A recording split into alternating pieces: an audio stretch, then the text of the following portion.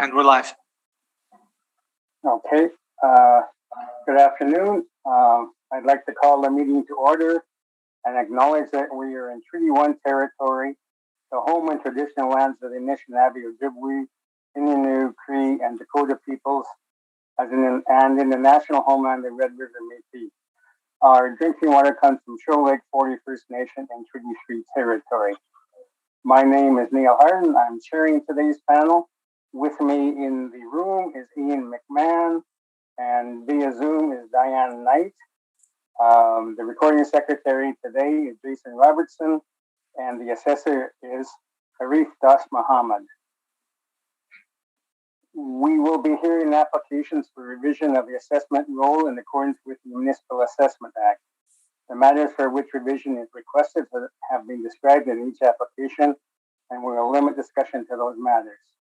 The statements that are made at this hearing are sworn testimony, and anyone speaking to the matters must be sworn in. We advise that comparison of assessments of properties are not considered evidence of market value by the board. The board is appointed annually by council and is independent of it in the city administration.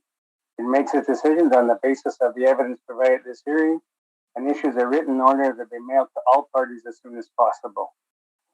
Please note that the board's decisions with respect to an application may be appealed to the Manitoba Municipal Board if the matter pertains to assessed value or classification, or to the Court of King's Bench if the matter pertains to the application of exemptions from taxation. Should you wish to appeal, information on how to do so will be included with the board's order. With respect to the hearing process, I will confirm the points of appeal with your property to be addressed with each applicant following the swearing in. We will then have the assessor's testimony followed by questions the applicant may have, then the applicant's testimony followed by questions. Each side will have an opportunity to summarize if they wish.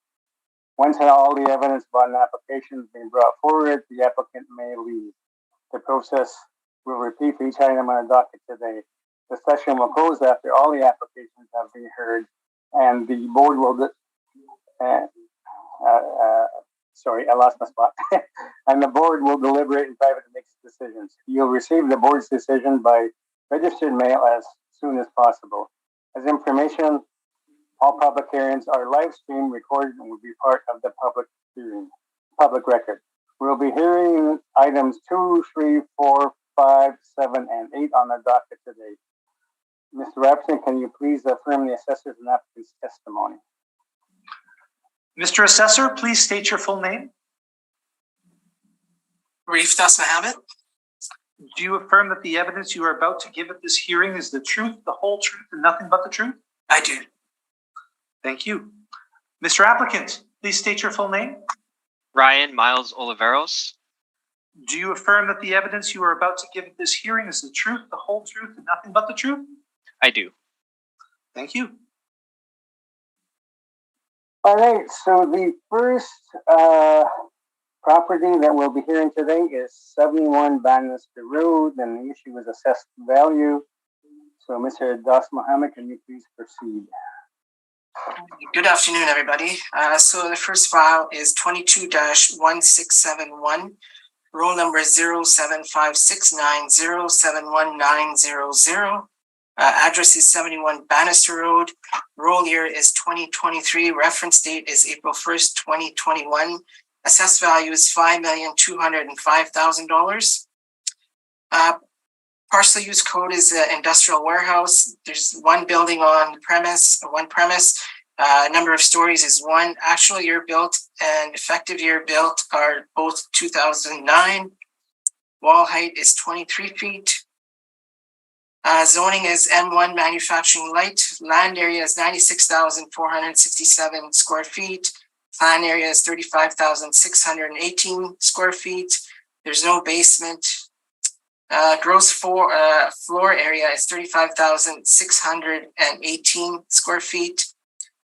Same with the leasable area, 35,618 square feet. Land to plan area is 2.71 to 1. If you go to my appendix pages 1 to 5, there I have the map of the subject. So it's in the northwest quadrant of the city. Bottom of page 1 is the subject parcel boundaries. On page 2 is the overhead view of the subject. That's the front view. And on page 3 is the rear view. On appendix page 4 is the street views for the subject. You can see there's a lot of loading docks in the front there. On page 5 is the site plan. So going back to my evidence, page 2, there is no sales history for the subject property. However, after I submitted the evidence here, I found 2 permits on the property, and I didn't get a chance to put them in because I found them after the fact. So I'll just speak to them. The first permit is dated June 19th, 2009. The permit number is CS 131813000/09. Address 71 Bannister. The type of work for this permit was a foundation for the warehouse. The applicant was Grant Stetsky from Crystal Construction Limited, and they applied for the permit for a declared construction value of $12 million. The second permit dated July 23rd, 2009, permit number CS 113138000/09, 71 Bannister Road. The description of the work was to construct a 1-story, 3,335 square meter commercial building. So that works out to 35,897 square feet. Again, the applicant was Grant Stetsky. The company was Crystal Construction Limited, and they applied for a permit valued at $18 million for that. So again, going back to my page 2, so there's one lease for the whole building there. It's Vega Processing Limited. They are paying a rent of $8.50 for a leased area of 35,829 square feet. So that differs slightly from what we have for a leasable area of 35,618 square feet. So this building is a food warehouse distribution and repackaging facility. As such, it falls under the responsibility of Manitoba Agriculture for inspecting food processing plants and warehouses.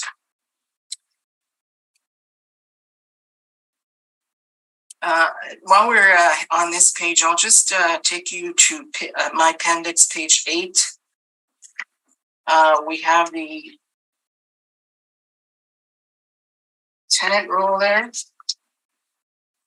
I just wanted to point out right at the notes at the bottom there, on the notes, the third line, you'll see that they are collecting a 5% management fee on this rent.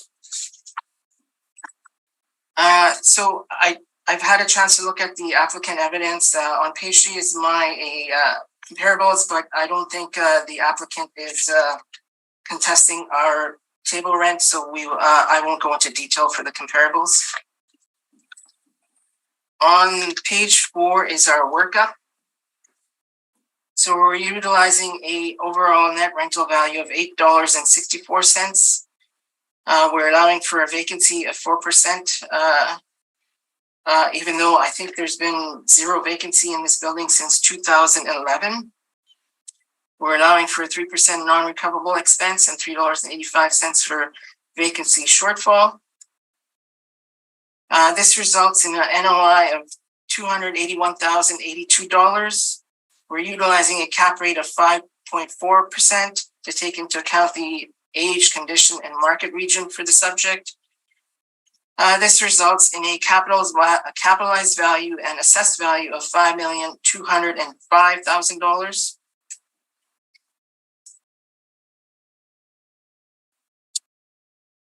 So if you turn to my appendix, page 7, I just wanted to compare our NOI to the actual NOI. So on page 7 is the tail end of the income statement provided. On page 8.6, right at the top is the commercial rent income.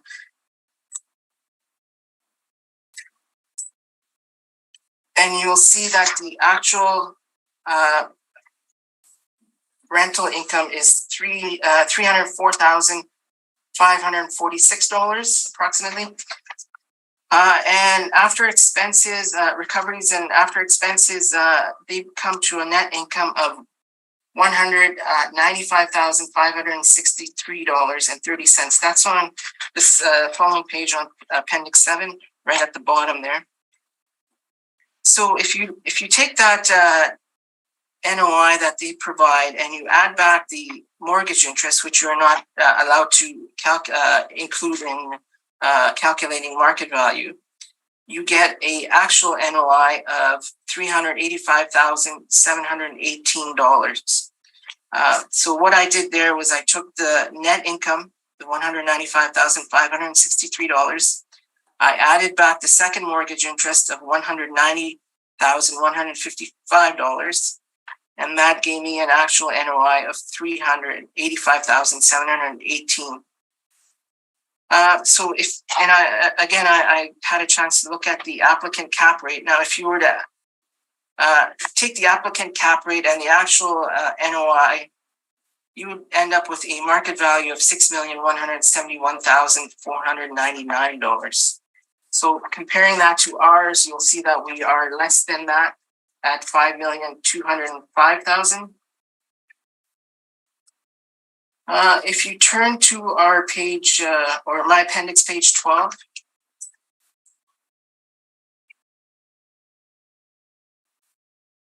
there I have some external industry reports. On page 12 is the Colliers Market Outlook Report for Q4 2020. The first paragraph there, we see that they're indicating that the Winnipeg industrial sector closed 2020 with strong fundamentals. They're expecting, so with strong fundamentals in the fourth quarter, also closed with low vacancy. There's positive absorption. And you'll notice the last line there that the rental rates have seen a growth year over year. Down at the bottom, the very last two paragraphs, they're stating that industrial properties are in high demand. In the last paragraph, they're saying they're expecting to see that continue through 2021. And then on page 17, there is their market report for Q1 2021, and they're seeing continued momentum, low vacancy, stable growth rate, rental rates, strong demand. So we know the industrial market in Winnipeg over Q4 and Q1, Q4 2020 and Q1 2021 is pretty robust. On page 18 is their cap rate study, Colliers cap rate study. Again, at the top there, demand for good quality industrial property has increased, leading to cap rate decrease this quarter. So that was Q1 2021. So they're seeing a reduction in cap rates. And the second bullet there, you'll notice that they're indicating that industrial volume has returned to pre-pandemic levels. In their industrial cap rate section there, you'll see that they're indicating cap rates between 6% and 6.75%. On page 21, this is from the CBRE. The very top paragraph, they also indicate that the industrial market is strong, and there's renewed interest from institutional investors. They're also indicating there. So going back to my workup on page 4, taking into consideration the original permits for construction of the building totaling $30 million, the actual net operating income that the subject property generates, I believe that the assessed value would probably fetch more in the open market, and I respectfully ask that the board confirm the 2023 assessed value of $5,205,000. And I'm open to questions. Okay, questions, Mr. Oliveros? Yes.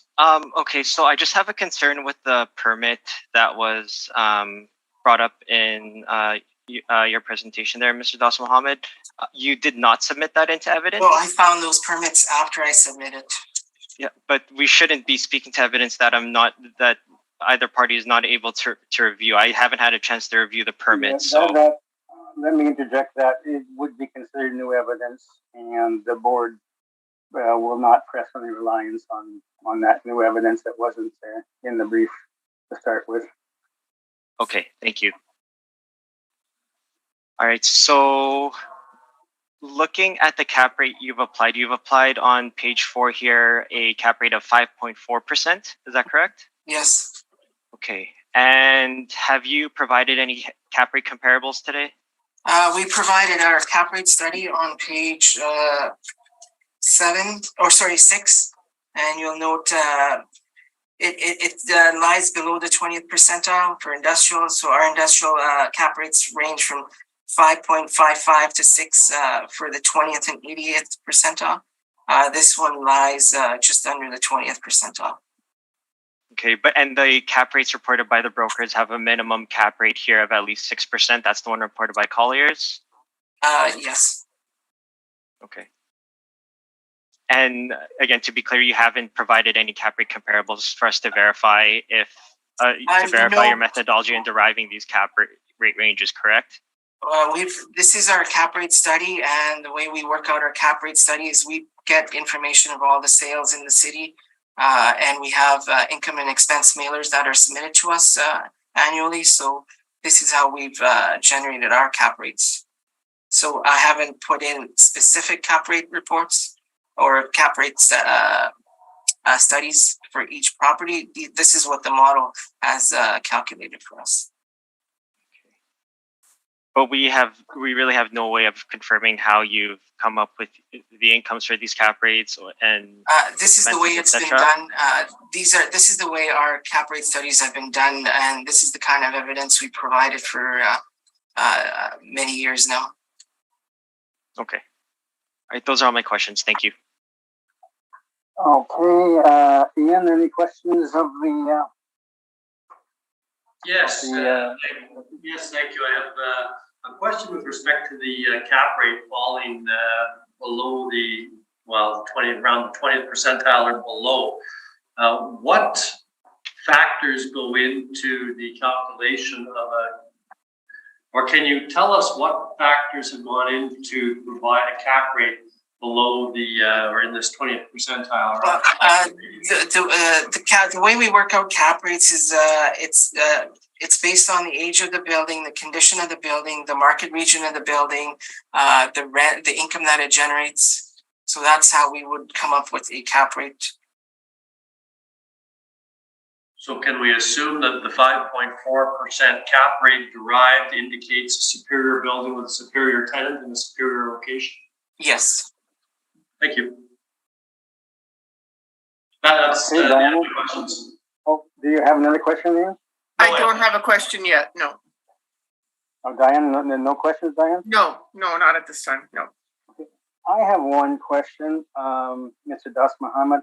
You mentioned that on their income statements, they're collecting a 5% management fee for this building. Correct. And you're allowing 3%. Why would that be? We're not allowing management fees anymore. Management fees, we found that they are already being collected. So the 3% is for non-recoverable expenses. We haven't allowed management fees since 2020. Yes, we're well aware of that controversy. We find that management fees are collected, so we don't provide for the management fees anymore. Okay, now in terms of the quality of the building, 2009 is relatively recent, but they're certainly in that quadrant going Canada Way and all that. There's a lot more newer buildings, are there not? There is, but this is a food processing, manufacturing, or sorry, a food warehousing distribution building. So they're held to a higher standard than most warehouses, industrial warehouses. And it's like I mentioned before, it's Manitoba Agriculture that does inspections on these buildings. Okay. All right. I have no more questions then. You can proceed, Mr. Oliveris. Thank you, Mr. Chair. Okay, so I think the best way for me to present my evidence today is to first go through the subject property that we're on right now, and then I will move on to our capitalization rate study, and then onto, or I guess our unrecovered expense study first, and then onto our capitalization rate study, if that's okay with everybody. Okay. Okay, so the subject property is at 71 Bannister Road, roll number 07-569-071900. The file number is 22-1671. Going on to page 2 of my brief, the client here is Cushman & Wakefield. The property owner is Bannister Industrial Park. In summary, we are requesting the board to reduce the assessed value for this property from $5,205,000 to $4,334,000, and then I will get into the details of my valuation now. I'm just going to skip along here to page 6 of my report. I've provided an aerial photo of the subject property as well as a street view of the subject property on page 6. Going on to page 7 is my description of the subject. It's located, again, at 71 Bannister Road in the city of Winnipeg. It's a one-story steel frame structure, and it's best described as an industrial warehouse. The property is located on Bannister Road, west of King Edward Street and south of Logan Avenue. The one-story steel frame structure, it was built in 2009 with a planned area of 35,618 square feet. The reported wall height is 23 feet. The subject site is square in shape, and according to the assessment department's records, the site size is 96,467 square feet with M1 industrial zoning, and the land to building ratio is 2.71 to 1. Going on to my analysis here, as Mr. Das Mohammed has stated, we do not contest the rental rate that has been applied.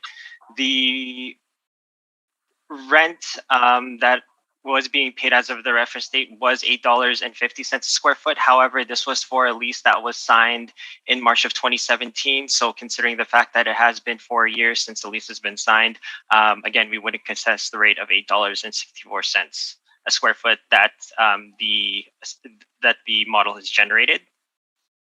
This works out to a potential rent of $309,563 per annum, and the vacancy allowance, we will apply a rate of 4%.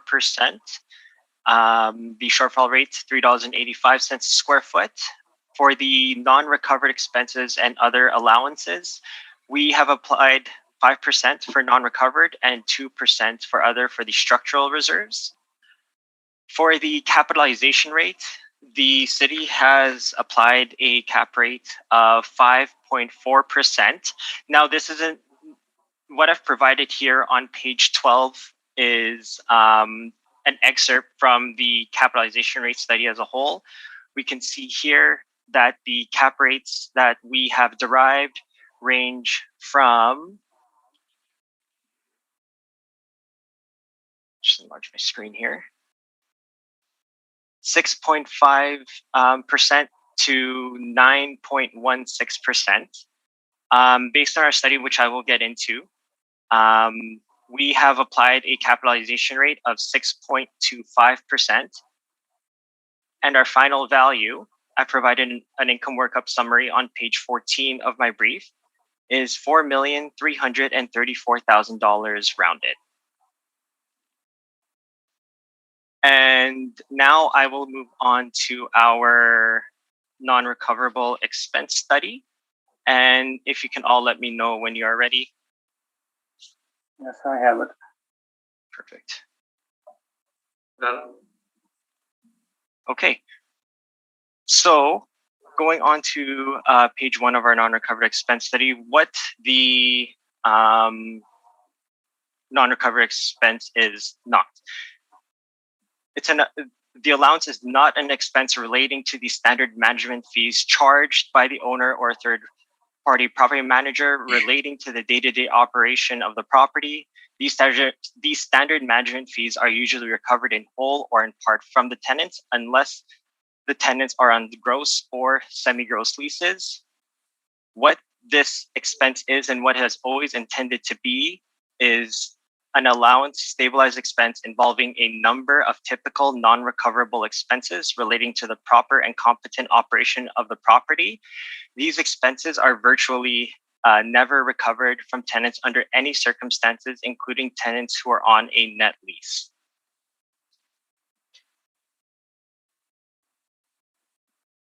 So going on to page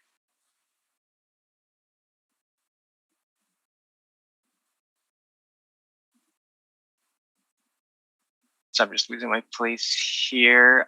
Going on to page 2, the city has continuously applied the non-recovered expense of 5%.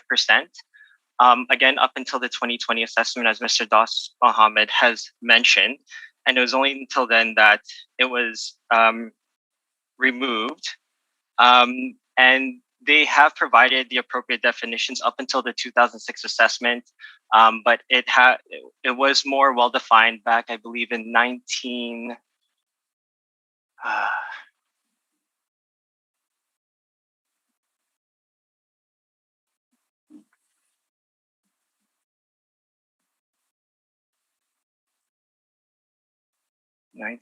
Sorry, I'm losing.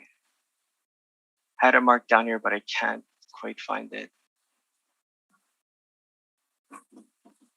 Okay, so here, non-recoverable expenses, going back to page 1 here, even with net leases and competent management, there still will be expenses incurred by the landlord that are non-recoverable from the tenants. Examples from these are processing payments and chasing bad debts. And then I guess what had happened was the definitions had sort of changed, but all in all had remained the same throughout. And going on to page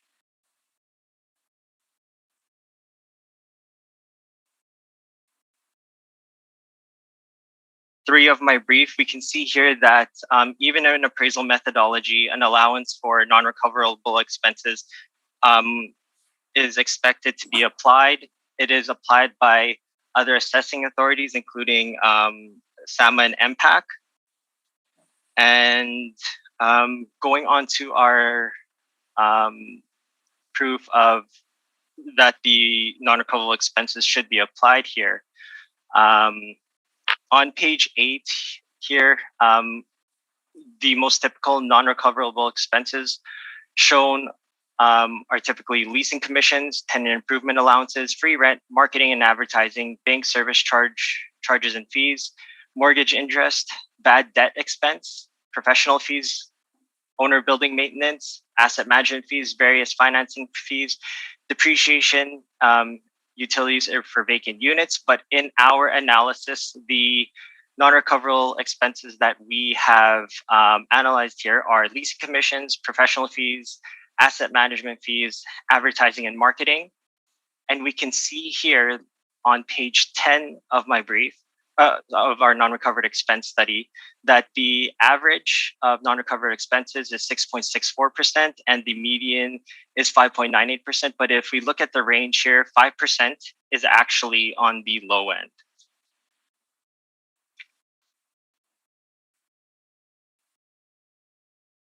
So now going on to page 11 of my brief, if the 5% non-recovered expense is not allowed or is reduced, We do believe that based on the examples that we have provided on our study on pages 12 to 14 of our brief, that the capitalization rate should be increased should the non-recoverable expense be decreased or taken away.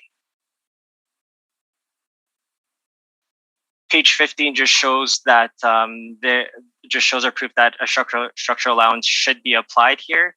What we have allowed is 2%, but based on our study, 2% is also on the low end.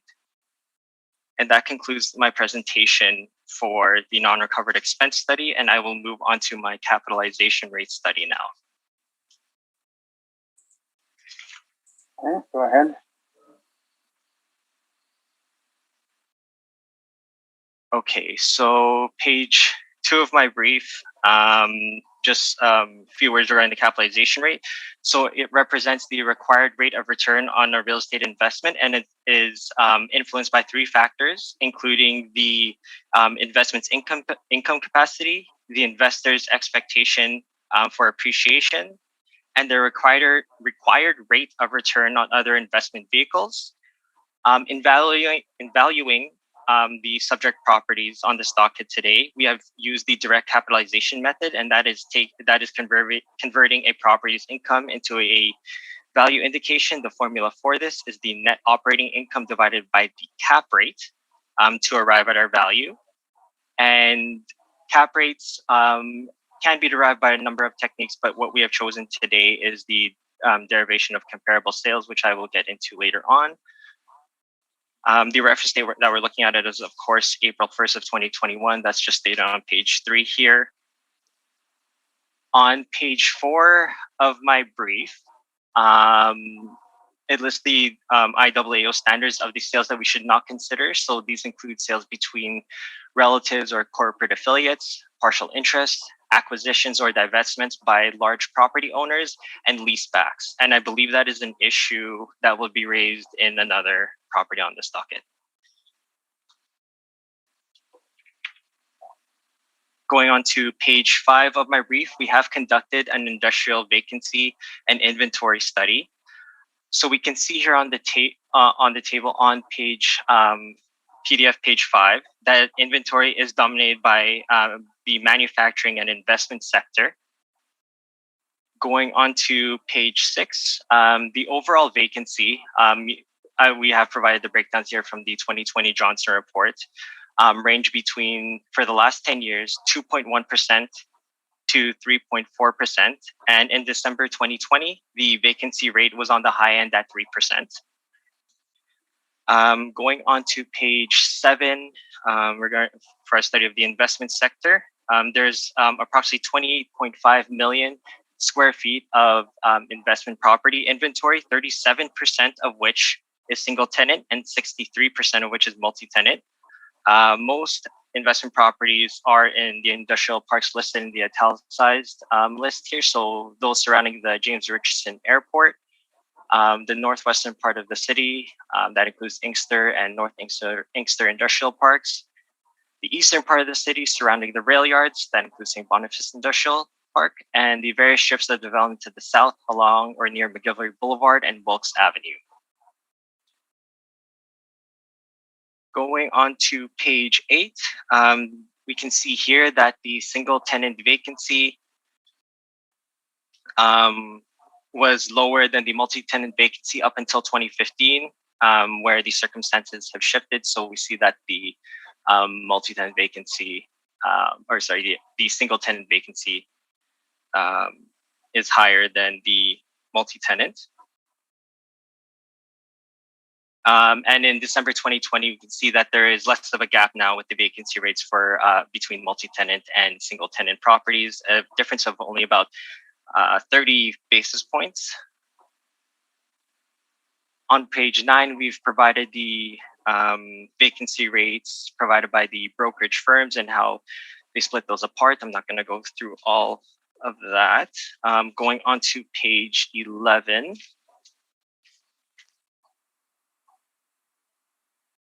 So based on the tables provided on page 8, single tenant investment vacancy range from 5.1% to 9.2%.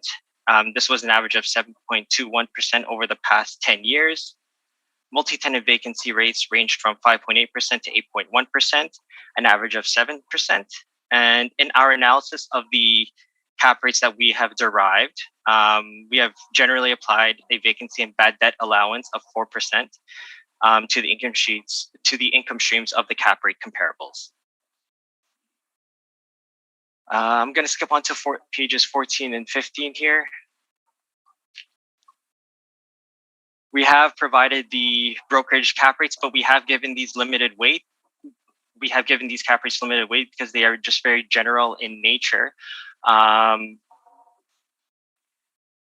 they are not and the way they are derived is not based on the same methodology or NOI calculations used by the city.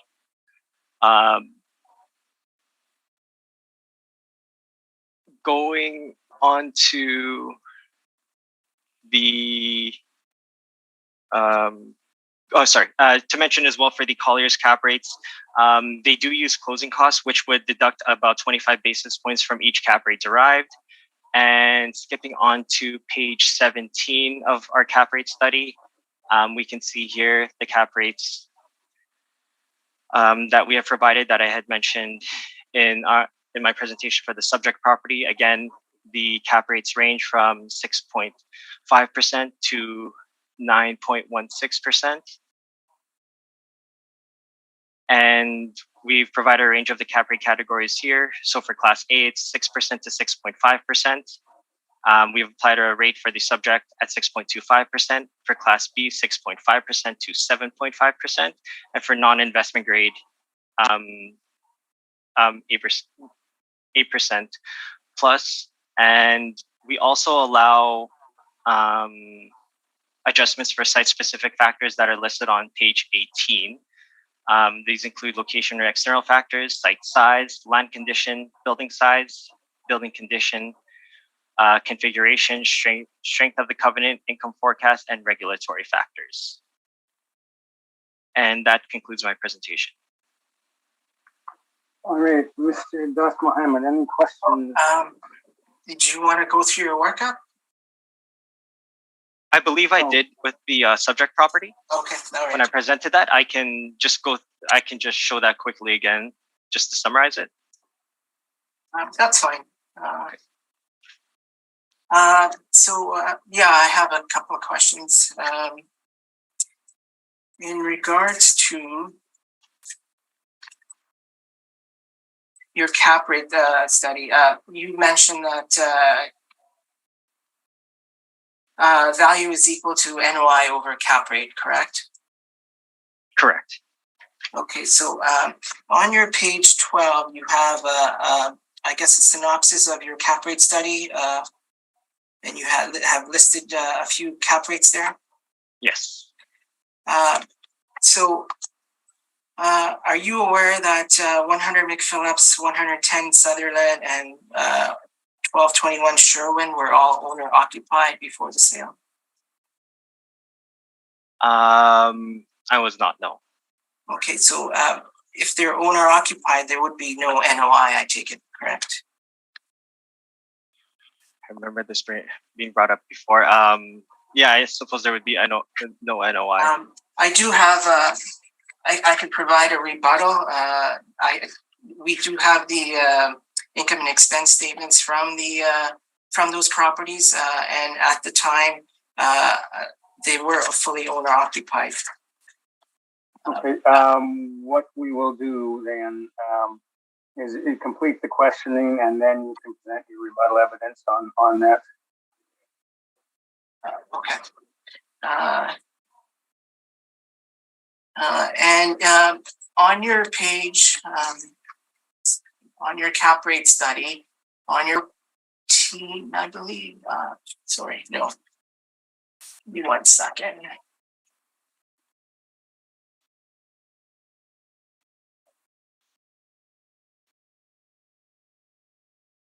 Yes, on your cap rate study on page 4, you indicate that acquisitions or divestments by large property owners should not be considered when when arriving at cap rates. Is that correct?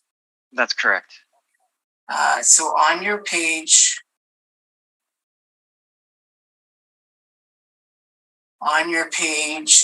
16, you have a slate portfolio, number 5 there, index 5. Is that not a REIT? That's a large REIT, and as a matter of fact, I believe the way that's been calculated, the number of properties indicated in that portfolio is not what is actually stated. And I believe your colleague, Mr. Rod Slaughter, had stated at a previous hearing that you guys are not putting any weight on that. Is that correct?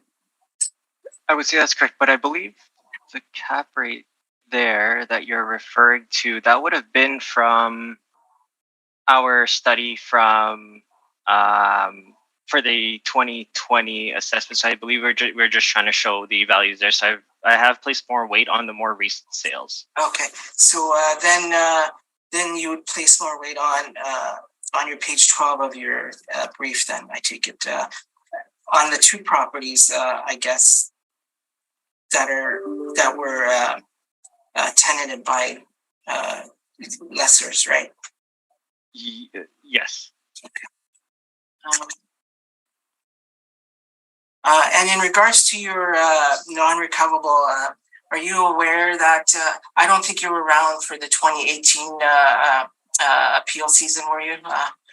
At that time, they broke out the non-recoverables as management and as expenses. Are you aware of that? Okay, so there was a 5% management and there was a 2% for expenses. Is that correct? 5% for non-recoverable and 2% for expenses. Yes. Sorry. Yes, 5% for management and 2% for non-recoverables. It was 5% for management. I think that's where we disagree at that point. I believe the city believes it to be a management expense, but we consider that to be a non-recovered expense, and we've evidenced that in our non-recoverable expense study, where we've shown what the definition of the what the city calls a management expense. It was we believe that it was respectfully a mislabel. Okay, but you are aware that the city was providing briefs that said management and non-recoverable expenses. And management was at 5% and non-recoverables was at 2%. And this was never brought up before the 2020 cycle, was it? I was aware that the 7% was broken up between 5% and 2%. Yes. And you're aware that it was never brought up before that the non-recoverables should be 5% and the other way around. Non-recoverables should be 5% and management should be 2%. Yes, that was never brought up before. Is that correct? That was never brought up before the 2020 assessment. No. Okay, those are all my questions then. Okay, Ian, any questions? Yes, just looking at page 15 of your cap rate study and the definitions, this property that we're dealing with at 71 Bannister would fall into Class A. Would you agree with that? Yes, I would agree with that. Should have mentioned also in the balance of my report here, I have provided to acknowledge the fact that this does seem like a good property. I haven't inspected it though, but it does seem like it has superior finishes to it. So I am on the low end of my cap rate ranges for investment grade A properties. And the cap rates that you provided in your cap rate study from Colliers, CBRE, and Cushman rate for type A or for classification A property range from 5.5, low of 5.5% on the Cushman study to a low of 6% for better quality building by Colliers in those studies. 5.5, 5.75 CBRE, and 6 for Colliers. Is that accurate? Am I reading that correctly? So we're looking on page 15 of the brokerage reports, correct? Yes, and I'm looking at the Q1/21 column that has the cap rate for single tenant A, which is Okay. what we're dealing with here. Yes. The lowest are 5.5%, 5.75, and the lowest for CBRE is 6 for Colliers. Yes, Right? that's correct. Yeah. Okay, thank you. Hey, That's Diane. I do have a question in regards to your evidence on page 12, your properties that you're using as comparables. So those are all 1949, 1971 to up to 1989 with the lowest cap rate of 6.5. Would you consider your building to be in much better shape age-wise than these buildings? Age-wise, yes. Okay, and what would be the difference between Hutchings, let's say, and your building? Would you know that? Have you seen Hutchings? I haven't seen Hutchings, no. Okay, thank you. Okay, I am just going to go to page 8 of your non-recovered expense report. So these are the items that you say you included in your study? Is that correct? Or is So it the items not? we included in our study of the non-recoverable expenses are actually on page 9. These are leasing commissions, professional fees, asset management fees, and advertising and marketing. Okay. All right. But the municipal board has made it quite clear in many decisions that leasing commissions aren't to be included in the non-recoverable expenses. Is that not correct? I mean, there's been a series of decisions that have been increasingly emphatic that leasing commissions and tenant inducements are not to be included in non-recoverables. Well, not to be included in valuation. I shouldn't say non-recoverables, but I think the issue was they were included explicitly in the valuation. Now, by including them in non-recoverables, they kind of include implicitly, but nonetheless included. What's your response to that? Yes, I believe that is because when it comes to leasing commissions or any improvements done to the building, those would typically be captured. And I believe I have that decision in my in the appendix here.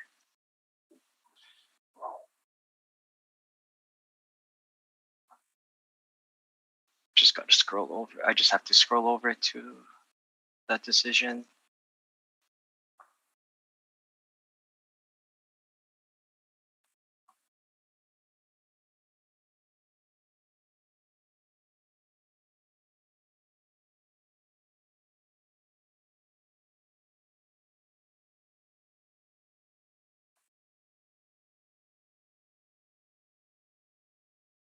Right. Yes. So the board has stated here on page 83 that it's satisfied that it is not proper to reduce the value to reflect tenant inducements. Yes. Mm-hmm. And they also included in other decisions leasing commissions and that sort of thing. Correct.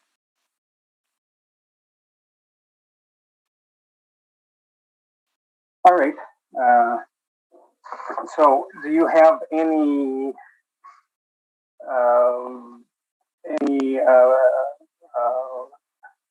value calculations of the non-recoverables minus the if you don't include the leasing commissions and tenant inducements? I do not have those calculations, no. All right. Okay. So basically, where you're differing on this property is in the non-recoverable expenses and the cap rates. That's correct. All right. Thank you very much. I got no more questions. Mr. Das Mohammed, you said you had some rebuttal evidence? Yes, I could email it. Yeah, email it to Jason and he will send it on to us. Okay. Mr. Chair, if we may take a 2-minute recess while we process this? Sure. Okay, we'll come back at 1:50. 1:55.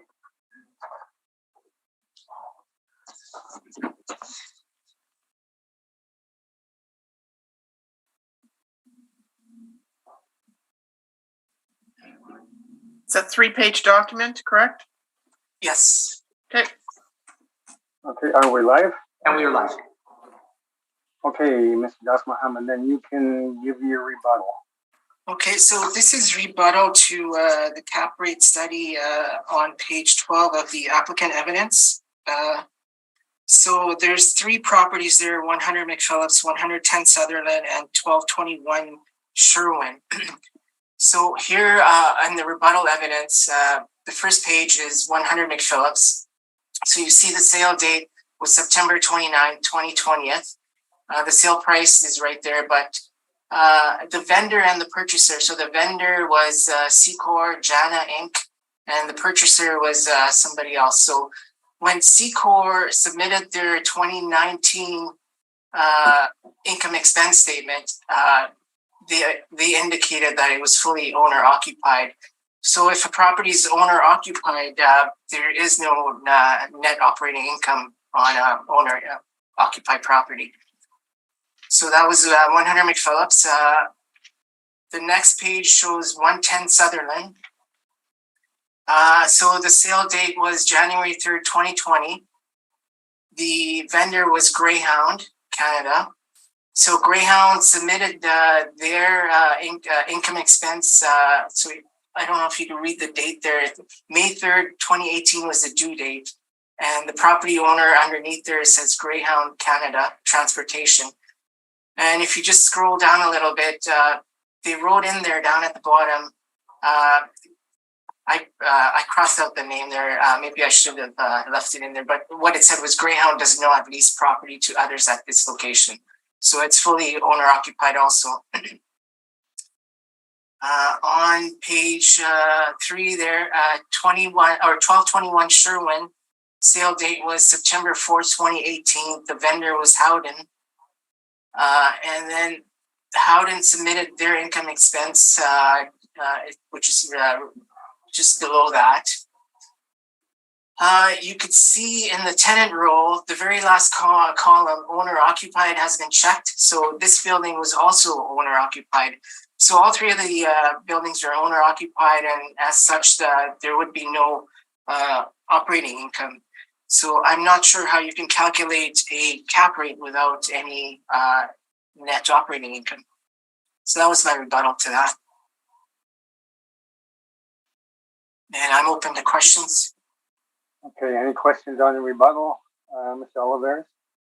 Yes, I guess when a property is owner occupied and there is no income in place, can we not try to apply market rents in order to derive a cap rate from it? I mean, anybody purchasing a property would have to figure out some way in valuing a property, correct? Cap rates, you're using these as evidence for your cap rate study. So when you use for evidence, you would want to pick a building that already has income in place, because you can't. Then you're just picking numbers out of the air to figure out what the building sold for. Okay. All right, those are all my questions. Thank you. Okay, Ian, any questions? No, no questions, thank you. Diane, any questions? No questions, thank you. I've got just one. In the city's own cap rate study, do you not use generated incomes? No, we use actual operating incomes from the property. And in our municipal board evidence, when we do go to the municipal board, we do provide workups for each cap rate with the included income. Well, when you go to the municipal board, yes, but in your own cap rate study, it says for the 2023 general assessment, cap rates were derived from model generated estimates of the net operating income and sales prices that were time adjusted. So you're No, that's not true. We do in our industrial department. I know how the cap rates are done here in the industrial department, and we pick properties with income in place. Okay, so you use the actual income or the model? Actual income. So I don't know why that page says model income, but it's not model income for our cap rates in the industrial department. All right. Okay. Thank you very much. Does either party wish a short summation? Mr. Das Mohammed? No, I'm good. Thank you. Oh, thank you. Mr. Oliveris?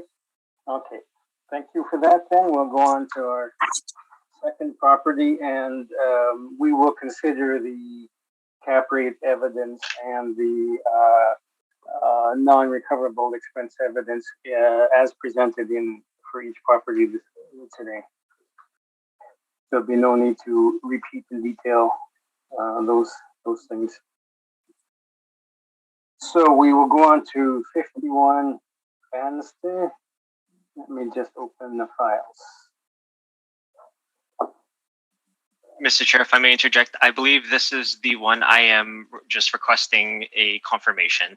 We are just pending instructions from our clients regarding this property, if that helps expedite matters. Okay, then we have to open up one brief.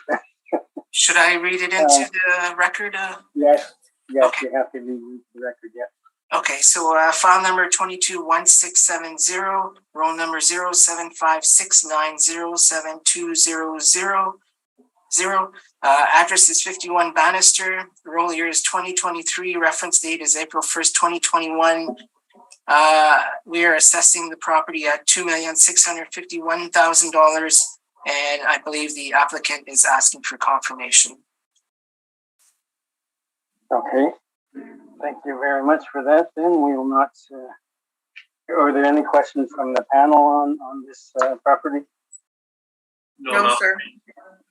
Okay. Then we will stay in the same neighborhood and go to 111 Bannister. Okay. I got to open it. I've got to open the file yet.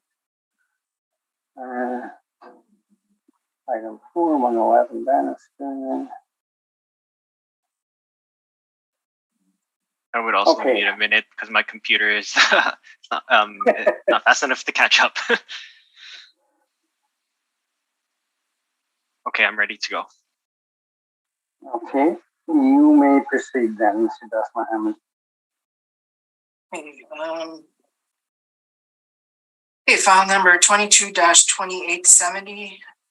Roll number 070919111000. Address is 111 Bannister Road. Roll year is 2023. Reference date is April 1st, 2021. Assessed value is $2,557,000. Parcel use code is industrial warehouse. Number of buildings is 3. Premises is 1. Number of stories is 1. Actual year built ranges between 1969 to 1973. Effective year built, we're actually using 1969. Wall heights range from 14 feet to 22 feet. Zoning is manufacturing light. Land area is 63,991 square feet. Plan area is 30,480 square feet. Gross area and leasable area are both 32,480 square feet. Land to plan area is 2.1 to 1. If you turn to page appendix 1, you'll see the map of the subject property. Again, it's in the northwest quadrant of the city. At the bottom of appendix 1 is the subject parcel boundaries. It's rectangular shaped. On page 2 is the overhead view. On page 3 is another overhead view showing the sides, and page 4, another one showing the opposite side. On page 5 is the 5 and 6 is the street views for the subject property. On page 7 is the site plan for the property.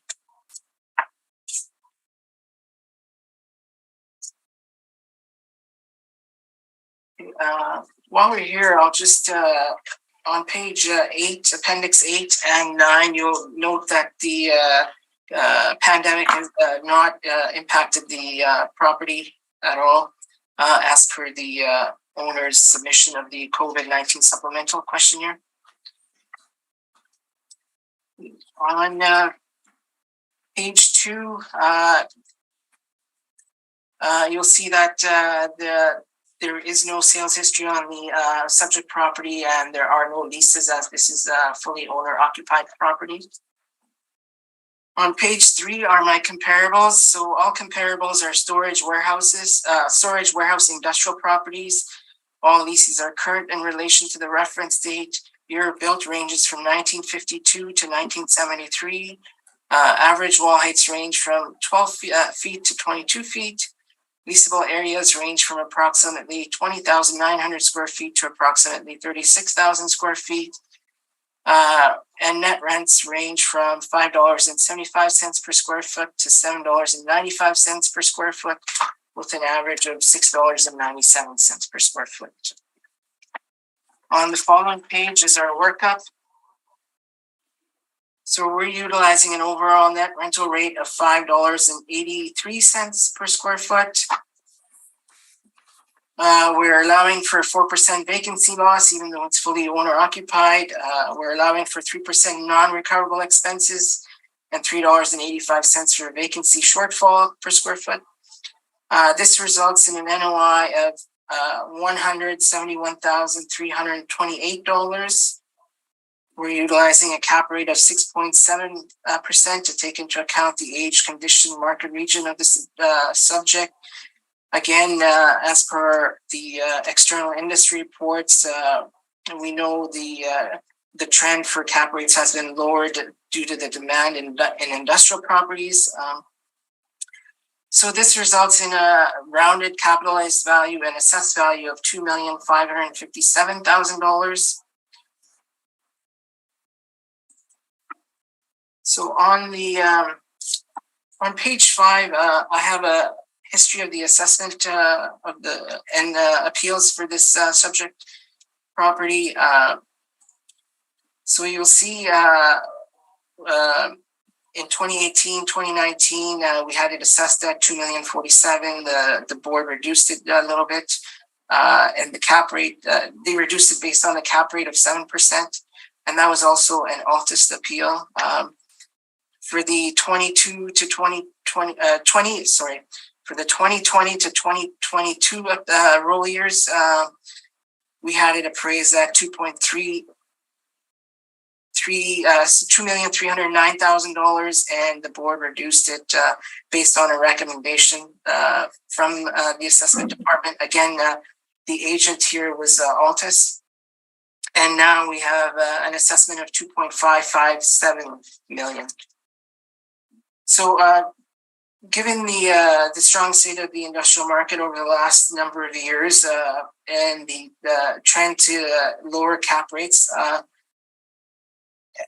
and the strong forecast for the foreseeable future for industrial properties, I believe the assessed value of $2.557 million to be fair and equitable, and I respectfully ask that the board confirm this value. And I'm open to questions. Okay, questions, Mr. Oliver? Yes, just a couple. So is it fair to say that the model rent applied by the model is $5.83 overall, which would include the mezzanine space? It's the whole building, yes. So if there was a mezzanine, it would include the mezzanine. Okay. For mezzanine spaces, would a lower rate typically be applied? Only if it's not finished and if there's offices there or a boardroom or something, then it would just be a regular space. But if it is not furnished, then yes, a lower rent would apply. Okay, those are all my questions. Thank you. Okay, Ian, any questions?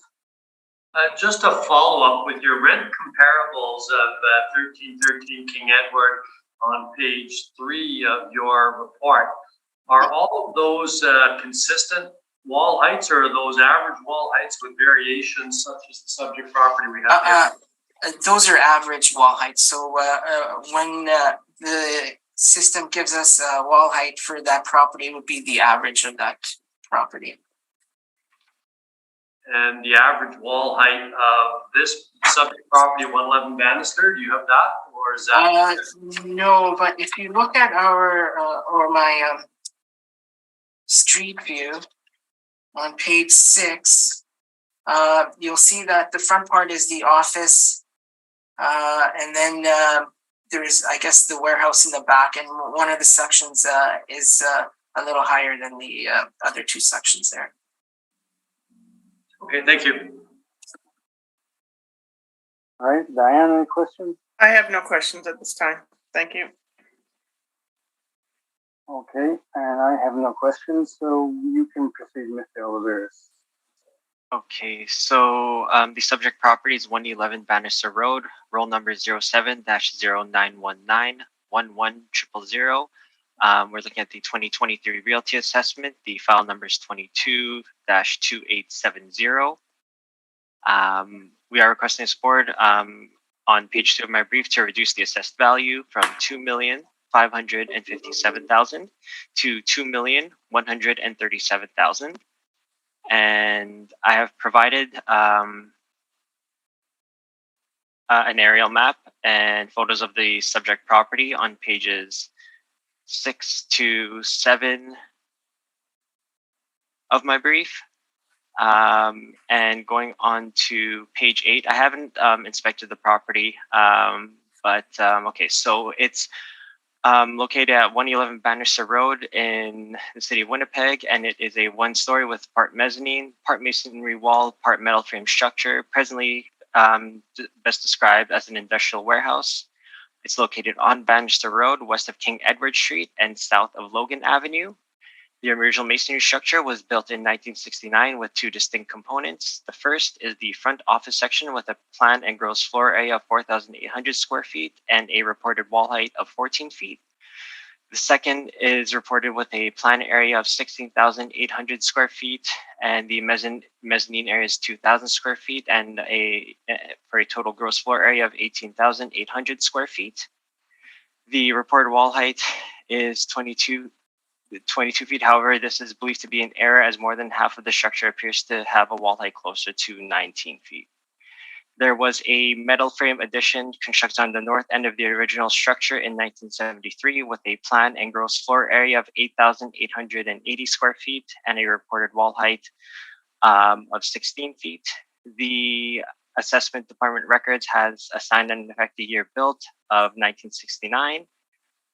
The site is rectangular in shape and measures 63,991 square feet or 1.5 acres with M1 industrial zoning, and the land to building ratio is low at 2.1 to 1.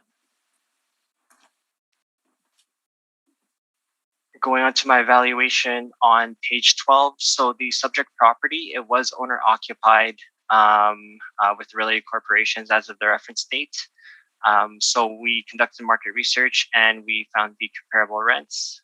So the lease comparables that we found that we have found range with an effective age of 1963 to 1977. Total leasable areas are 20,742 square feet to 38,481 square feet. The rents range from $5.10 a square foot to $6.75 a square foot. The average is $5.87 a square foot, and the median is $6 a square foot. The wall heights range from 11 feet to 24 feet. Land to building ratios, all lower land to building ratios with the comparables that we have found range from 1.48 to 2.43, and 2.71 and each have M2 zoning. So considering that the building is older, has lower wall heights, we've applied a rent of $5.50 a square foot to the main floor space, and $2.75 a square foot to the mezzanine space. And we've applied a 4% vacancy allowance, which is the same allowance applied by the model. A shortfall rate of $3.85 a square foot. We've applied non-recovered expenses, breakdown between non-recovered and other, of 7% in total. And the cap rate that we have applied in this case is 7%. And that brings us to our value of $2,137,000 rounded, and a summary of my workup is provided on page 15. Hey, is that your submission? That is my submission, yes. Okay, questions, Mr. Das Muhammad? Yes. Mr. Oliver, you sent me an email last night with addresses for the comps that you used. Yes. Is that correct? So in the brief here on page 12, you don't have the addresses listed beside the comparables you have here, right? Yes, it was. Sorry. Oh, it's just my understanding that we are not to enter the street numbers onto our lease comparables for privacy reasons, confidential reasons. Okay. And if that is not correct, I mean, I will correct that in my briefs going forward. What I was told at the department is we don't put the tenant in; we put the roll number and the address in. But either way, I didn't really get a chance to go through all the addresses that you sent. Again, I didn't see this till this morning when I opened up my email. Yes, and I apologize for that. I should have sent that to you right when I submitted my briefs. Do you have these comparables up on your screen? I do, yes. The first comparable. Sorry, what page are we on? I'm going through his comparables on page 12. He had said. Thank you. That's good. I'm good. Okay. Okay, so the first comparable is 65 Paramount Road. Is that correct? That's correct. And the net rent that you have listed there is $5.10. Is that correct? That's correct. So are you able to pull up their tenant roll? I am, yes. Okay, so 65 Paramount. And yeah. So if you look at 65 Paramount, the total leasable area is 24,181 square feet. Is that correct? Okay, if I'm looking at the 2020 INE here, I'm going to see the source was for this. You want to look at the 2020 INE, December 1st is what we have.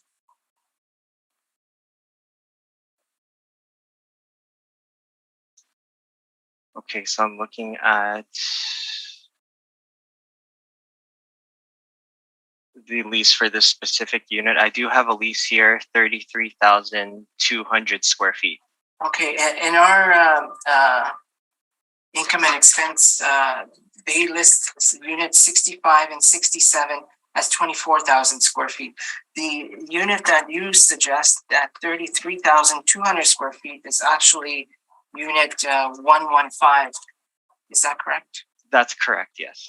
And what is the lease on that for the year number 5, which would be the 2021-2022 lease? That would Wouldn't that be the post-reference material?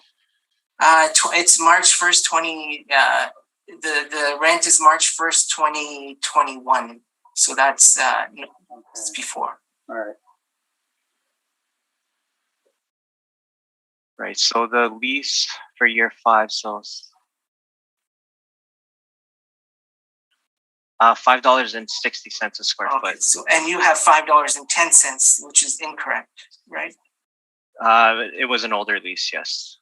Okay. So the unit that you're referencing that has 33,200 square feet should actually read $5.60, correct? Yes, and it looks like we'll have to update our records for that. And then I didn't get through all of these, but I did get through a couple of them. So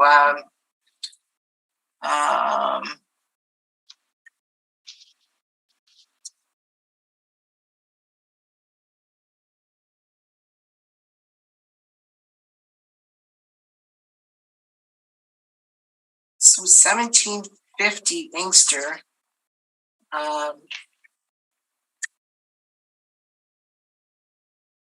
I don't have a lease in here that reads 32,325 square feet. The closest I have is 47,473. So and that rent is at $6.25.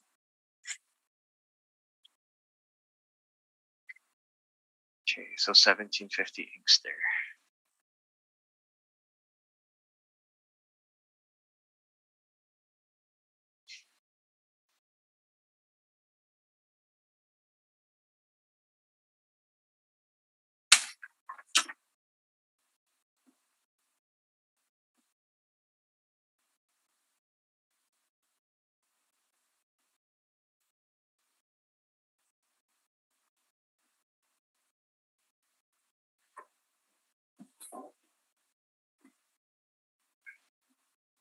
And sorry, can you say those numbers again?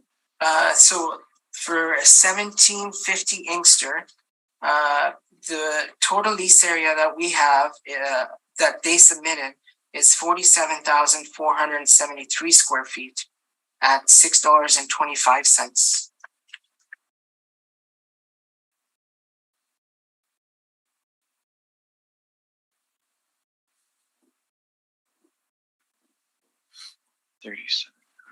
So I'm not sure if you wanted to include that or not. The leasable area is quite bigger than the comparable or the subject property. Yeah, I would have to look into updating the records. I didn't do the data entry for this property, so I'm gonna have to follow up on 1750 Inkster. Okay, so I do agree with your 33 Plymouth at 515. So if you were to remove the Inkster, and I didn't go through all of these other properties, I just didn't have time. So if you were to update Plymouth to $5.60 and remove Inkster Boulevard, I think your average would come up to $5.98.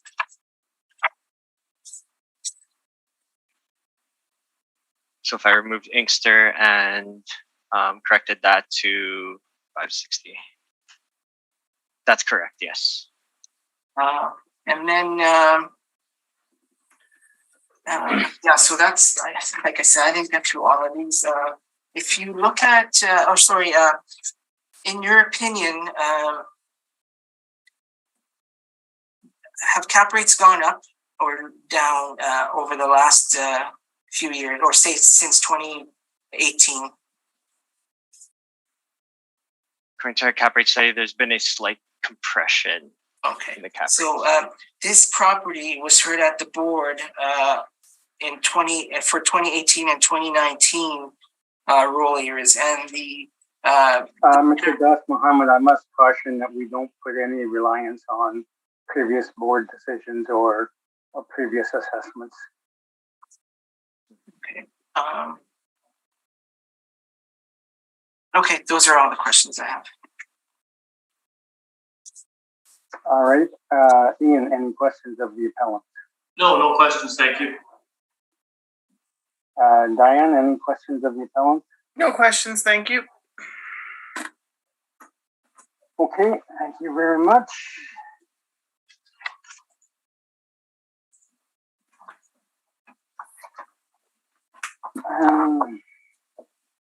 We will move down the street or up the street to 120 Bannister. Anybody need a short break here? I'm fine, thanks. I'm fine. All good. Okay, well then, we'll continue onwards and upwards then. Up the street anyhow. Okay, Just let me pull it up. That's item 5.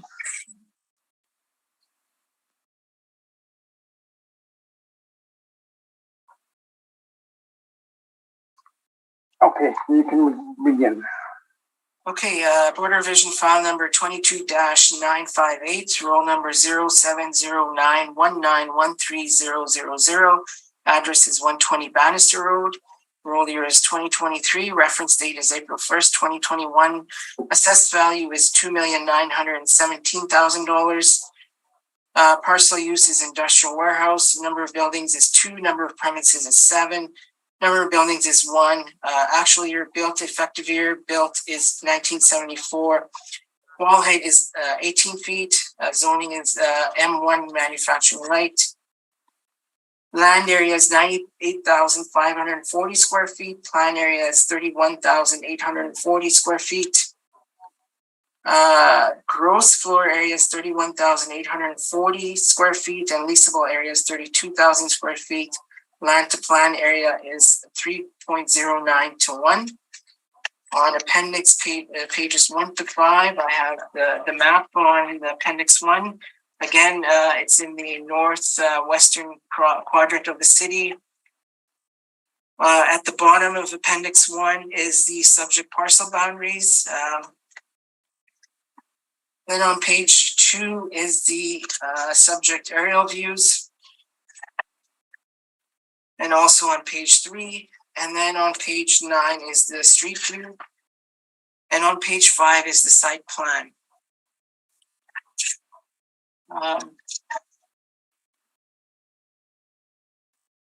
On page 2 of my brief, you will note that the subject is leased, so there is the subject property leases. So if you average out those leases, the leases come to well, let's do this. On appendix page 6 is the net income that they have listed at $219,026, or sorry, $26.95. So if you were to divide that by the leasable area of 32,000, actual rent per square foot works out to $6.84. Now, that's the leases that are in place, but I think there's some vacancy in this building. If you turn to page appendix 10, you'll note that the listing as of November 2020, they're starting leases from $7.25 per square foot. And on page 12, there's more detailed breakdown of the additional rents. So the net rent is $7.25. There's additional rent, which plus the 5% management fee.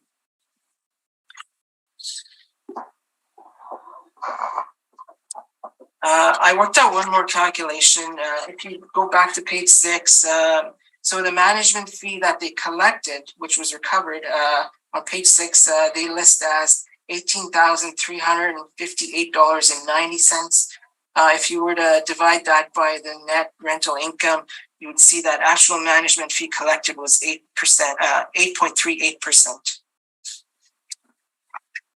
So moving on page 3, the rent comparables. I think the applicants are not, or their rent is higher. So I'm not going to go into much detail. But those are the rent comparables that we chose. So on page 4 is our workup. So we're utilizing we're utilizing a net rental rate of $6.53, which gives us a potential rent of $208,940. We're utilizing a 4% vacancy loss. We're allowing for 3% to non-recoverable expenses. $3.85 for vacancy shortfall. This results in an NOI of $189,637. Now, if we just compare that NOI to page 6, their NOI, the actual NOI on this building is listed at $238,895.52, which is higher than what we are utilizing. We're utilizing a 6.5% cap rate. That gives us a capitalized value and a rounded assessed value of $2,917,000.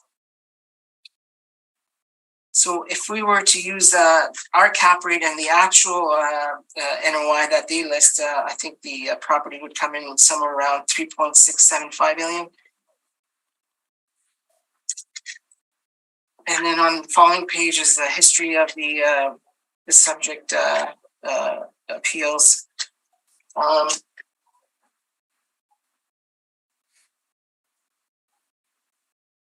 So given the state of the industrial market over the last number of years, the strong forecast for the quarter ending 2020 and the beginning of 2021, and the strong forecast for the foreseeable future, looking at the actual income and expense for the subject property, I believe the assessed value of $2.917 million is fair and equitable, and I respectfully ask that the board confirm this value. And I'm open to questions. Okay. Ms. Oliveris, questions? My questions have already been asked and answered. Thank you. Okay. Ian, any questions? No, I don't. Thank you. Okay, Diane, any questions? No questions at this time. Thank you. All right, then you can proceed, Ms. Oliveris, on your presentation. So the subject property at 120 Bannister Road, we're looking at the 2023 realty assessment. The roll number is 07-0919-13000, file number 22-958. We are requesting that the board reduce the assessed value for this property from $2,917,000 to $2,619,000.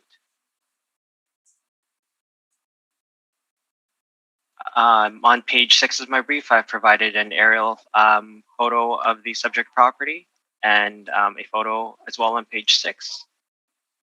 Going on to page 7, the subject property, it's a one-story masonry wall structure, and it is best described as an industrial flex warehouse. The property is located on Bannister Road, west of King Edward Street and south of Logan Avenue in the Omens Creek Industrial Park. The one-story masonry structure was built in 1974 with a planned area of 31,840 square feet. The reported wall height is 18 feet.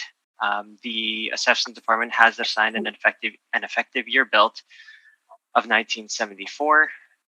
The site is almost square in shape with a total site size of approximately 98,540 square feet or 2.3 acres. With M1 industrial zoning, and the land to building ratio is 3.09 to 1.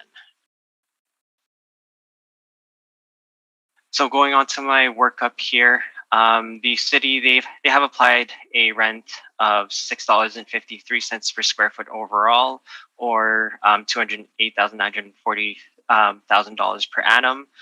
Using the actual rents in place as of the reference date, we can see here that these are recent leases, and even some of the older leases here would be supported. We've applied a potential rent per annum of $225,500. This works out to a rate of $7.05 a square foot overall over a leasable area of 32,000 square feet. The vacancy allowance we have applied is the same as the city at 4%. $3.85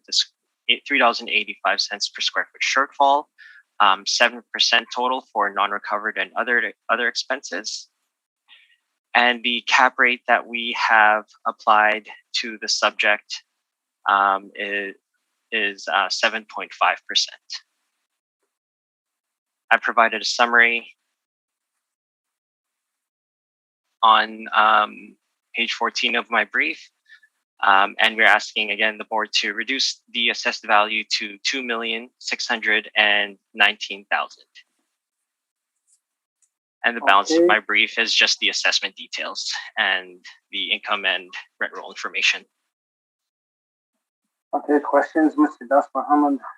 Just a couple.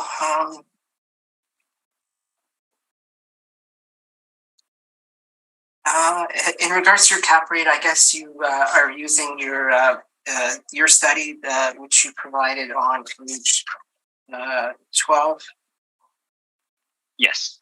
And we just agreed that the three of those properties, 110 McPhillips, 100 McPhillips, 110 Sutherland, and 1221 Sherwin were owner occupied before sale. That is what your rebuttal stated, yes.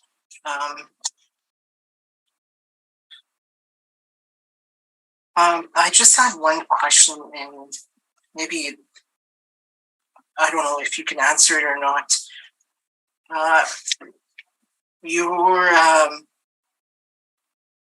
Well, maybe I'll just leave it. Okay, those are all the questions I have.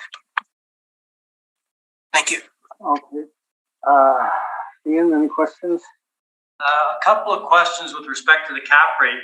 You would characterize this then, or am I correct that your characterization in this is a Class B investment category property?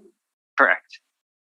And going back to page 15 of your cap rate brief, that 7.5% cap rate that you're proposing would exceed every cap rate from Q1 21 from Collier, CBRE, and Cushman. It would, but we've also provided our own cap rate comparables on page 17 of the cap rate study, as well as page 12 of the evidence for the subject. Okay, thank you. Okay, Diane? My question was asked, so no more. Thank you. Okay, so, I mean, essentially, since your NOI is higher than the city's, the issue here is strictly cap rate. Cap rate and non-recovered expenses. Well, yeah, but that goes into the NOI, so given your NOI is higher. Mm-hmm. Yeah, okay. All right, thank you.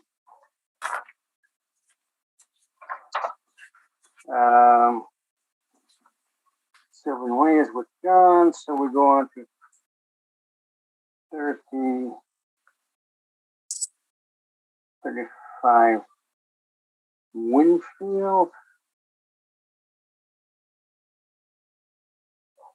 So let me just open these again.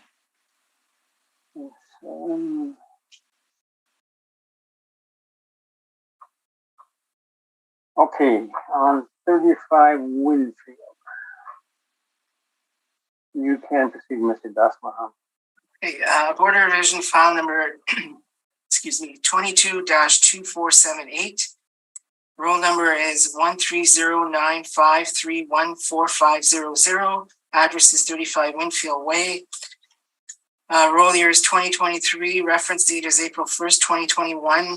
Assessed value is $2,290,000. Parcel use code is industrial warehouse. Number of buildings is 3. Number of premises is 1. Number of stories is 1. Actual year built ranges between 1985 and 2004. We're using an effective year built of 1990. Wall heights range from 11 feet to 20 feet. Zoning is manufacturing general M2. Land area is 57,916 square feet. Plan area is 18,833 square feet. Gross area and leasable area are both 18,833 square feet. Land to plan area is 3.081 to 1. On the following page, you'll note that the subject has some sale history. So on page 11 is the sales mailer. Appendix 11.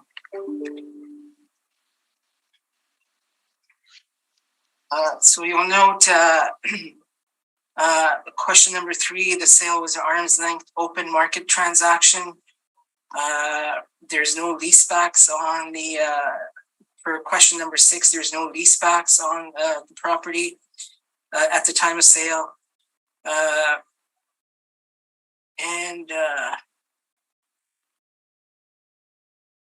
It was the tenant who purchased the building, but like I said, there was no leaseback agreement on this property at the time of sale. And on question 15, the overall condition of the building is good. On the following page, appendix 12, you'll note that the purchase price there was 1.8 million. They list a first mortgage there from the Access Credit Union as 1.26 million. However, I'm not sure if that's a mistake or what, but if you look on the following page, appendix 13, status of title, the actual mortgage amount in 2014 was 1.4 million. So it's according to my, I was an appraiser before I started with the city, so I know that the bank doesn't lend for the full amount, and when they do lend, there's always an appraisal done. So if they're lending 1.4 million, that's probably 75% of the market value at that time. So I'm thinking the appraisal probably came in at $1.867 million. Isn't that speculative? Pardon me? Isn't that speculative? That's my opinion. Yeah, okay. Speculation isn't evidence. No, but all appraisals are basically, you could put 3 appraisers in a room and you'll probably have 3 different, so that's my opinion now on that. So if you turn to appendix 7 and 8,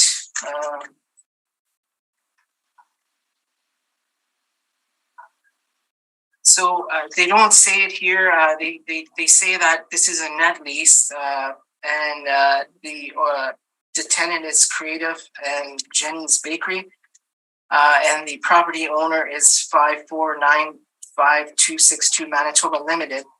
However, both those, the tenant and the owner are related. If you turn to my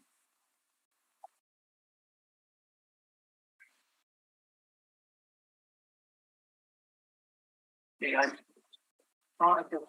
doesn't seem like I put in the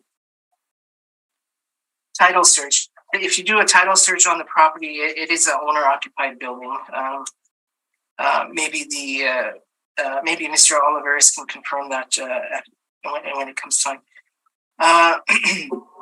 So if they are saying that they are renting to themselves at $15,000 a month, that works out to an annual rate of $180,000. So if you divide that by the leasable area, that works out to about $9.56 per square feet. Leasable rate. On page 3 of my brief, those are the comparables we're utilizing. So all comparables are industrial properties located in the same market region as the subject. All leases are current in relation to the reference date. Year built ranges from 1968 to 2000. Average wall heights range from 15 feet to 23 feet. Leasable areas range from different intervals from 15,000 square feet to approximately 23,000 square feet. Net rents range from $7.55 per square foot to $8.78 per square foot. On the following page, page 4 is our workup. So we're utilizing an overall net rental rate of $8.26 per square feet. We're allowing for 4% vacancy loss. We're allowing for 3% non-recoverable expenses and $3.85 for shortfall. This results in an NOI of $141,956. We're utilizing a cap rate of 6.2% to take into account the age, condition, and market region of the subject property. This results in a rounded capitalized value and assessed value of $2.29 million.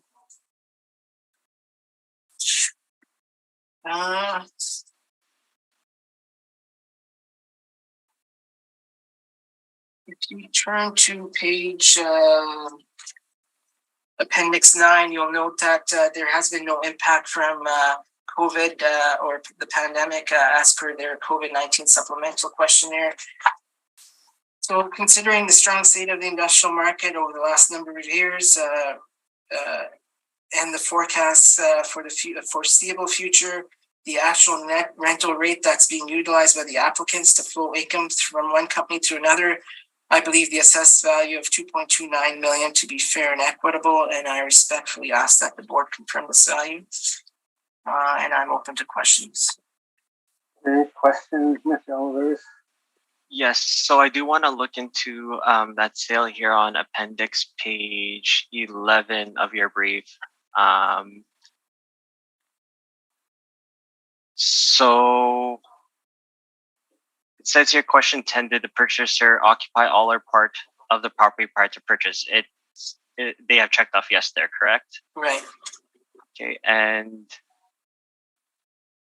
it says here, the purchaser did intend to occupy all or part of the property after the sale, which in fact they have. Yes. Okay.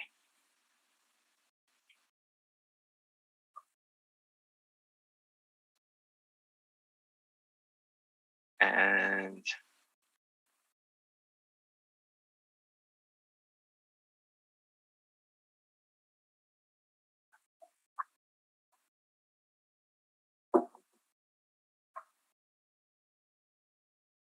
so I'm just trying to find that here. The wording's sort of blurry here. Okay, and it says here on question 31, was part or all of this property tenant occupied at the time of sale? It says yes. Correct, yes. Okay, so I did have a conversation with my client regarding the sale. Mr. Dawson, were you aware that there was a 5-year lease in place with the option to purchase at the end of the lease? I know there was a lease in place, but I didn't know, I'm not aware of any option to purchase. But looking at the question 3 on the sales mailer, they say they agreed to a price in 2010, but they also stated it was an open market transaction. Yes, I had those same questions from my client because I was sort of questioning the sales questionnaire here, but I know I have to ask in form of a question here. So, were you aware that the company that now owns the building, they were purchasing shortbread from the company that previously owned the building, and then therefore they purchased the property to secure their supply? Were you aware of that? Sorry, could you repeat the question? Were you aware that the purchaser purchased the property from the previous owner to secure their supply? No, I'm not aware of the details. Okay. Since that is the case there, would you agree then that this was a motivated sale? I'm not aware of the details of the sale, so I can't say yes or no.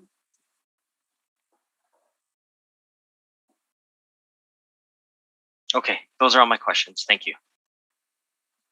Okay, Ian, any questions? No, thank you. Diane, any questions? No, thanks. Okay, then you can begin your presentation, Mr. Olivers. Okay, so the subject property is at 35 Winfield Way, roll number 13-0953-14500. We're looking at the 2023 Realty Assessment. The file number is 22-2478. We are requesting the board on page 2 here of my brief to reduce the assessed value from $2,290,000 to $1,825,000. So on page 4 here, I have stated that I did inspect this property on August the 17th of this year. However, because there are sort of proprietary processes within the building, the owner did ask me to not include any interior photos of the subject. But I have provided photos of the exterior on pages 6 and 7 of my brief.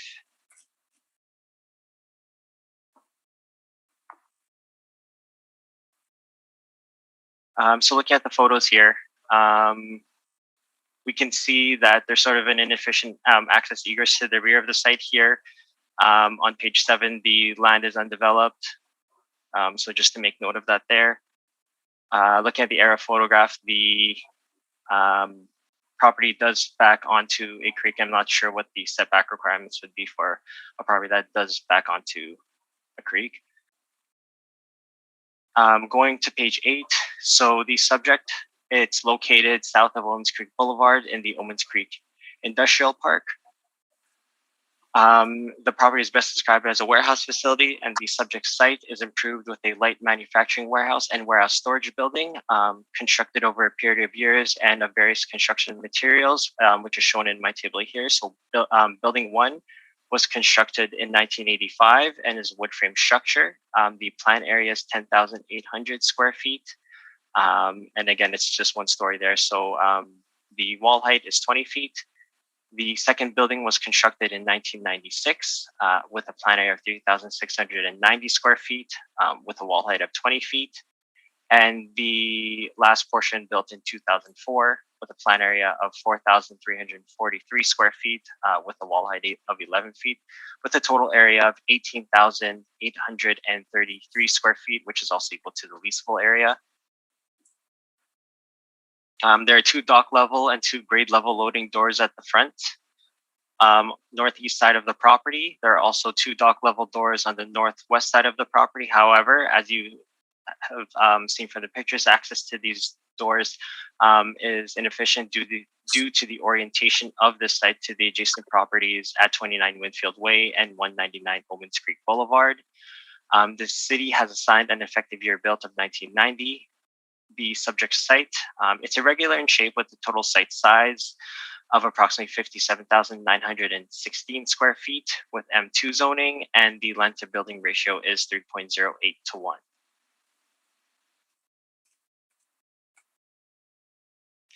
Going on to page 12 of my brief, the subject property was owner occupied between related corporations as of the reference date.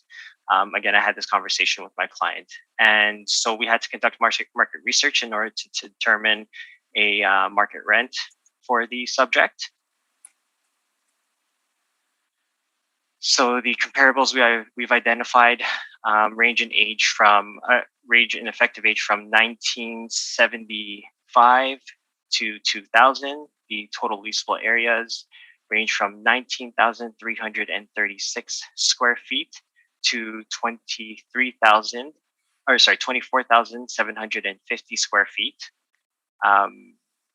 Well, the indexes 1 to 3 indexes 1, 3, 6, and 8 here are fairly recent. The wall heights range from 20 feet to 27 feet. Land to building ratios ranging from 2.01 to 4.81. So looking at my comparables here, what I would say is that I have placed most of the weight on here would be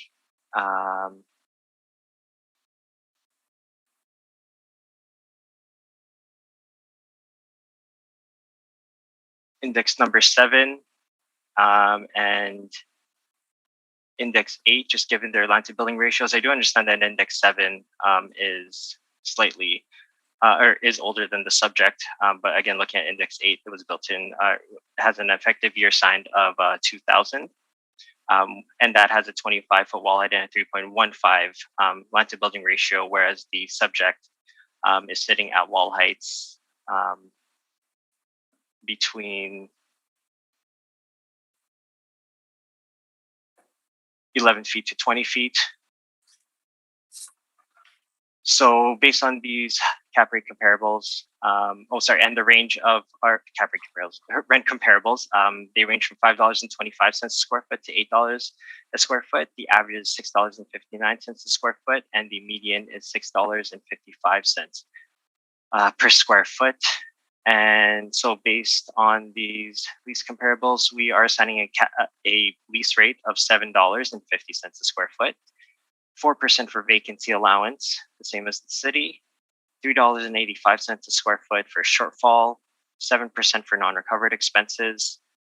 And again, based on our cap rate study, we are applying a cap rate of 6.75% to the subject property. This does bring us to our value, which is summarized on page 15 of my brief, of $1,825,000 rounded.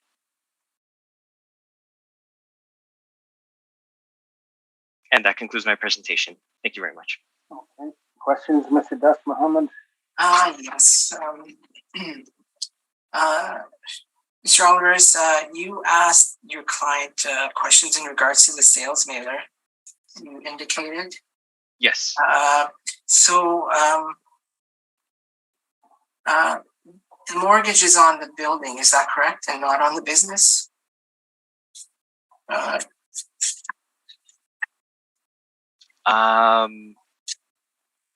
According to the status of title, according to the status of title, it's on the building, correct? Yes. And this is a food processing building? Yes, it's essentially a very large bakery. And is it subject to inspections by the province or the city? I would imagine so, yes. So it has to be clean and whatnot, up to standards. Correct. Yeah. Mm-hmm.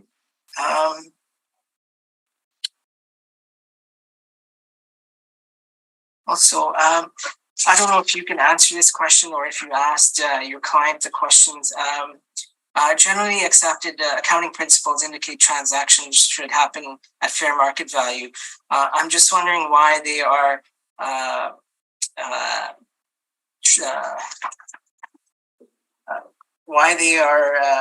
charging themselves a higher rent to flow to a different company than what market rate would indicate that. I mean, though, that would be considered an internal rent, right? So typically we wouldn't even place weight on internal rents. Did you ask them why they're charging themselves $9?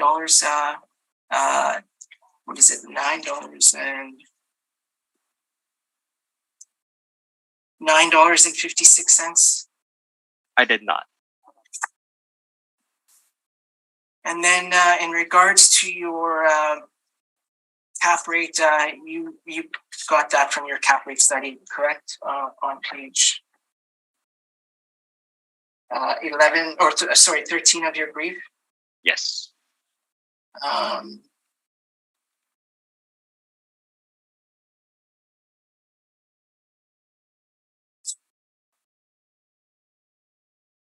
And do they distribute, like it's a large bakery, so they ship out bread and whatnot from semi-trucks, I guess? Yes, I would. I didn't ask that, but I believe that would be the case. And I take it they use the loading docks in the front of the building? I would imagine so, yes. And do they use the loading docks at the back of the building? Do you know what that was for? I do not know what that was for. There's a large trailer there. Is that just storage?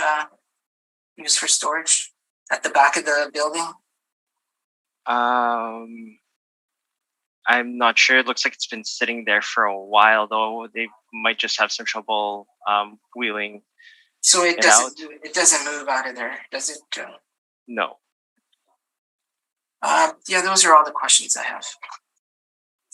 Okay, Ian, any questions? Oh, sorry. I don't believe they move it out there. I didn't ask that question, just to state for the correctly. You inspected it though, right? You inspected the building. Yes, the questions just didn't come to mind. Okay, And no problem. No, I don't have any questions. Thank you. Hey, Diane, any questions? No questions at this time. I've got one question, and it's about the cap rate. Using 6.75% here, yet the previous property, which seemed to be a better layout, you've used 7.5. Why the 6.75 here? I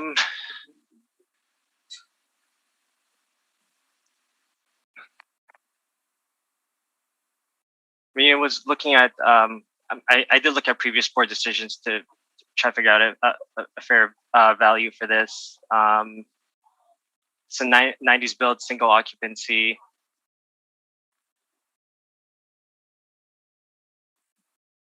It was just based on my best estimation for this property. Okay, all right. I have no more questions then. So that's Winfield Way. Now we come to our last property,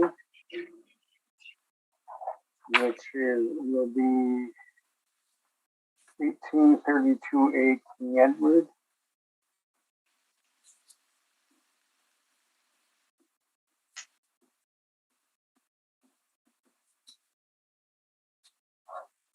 Let me pull up the files.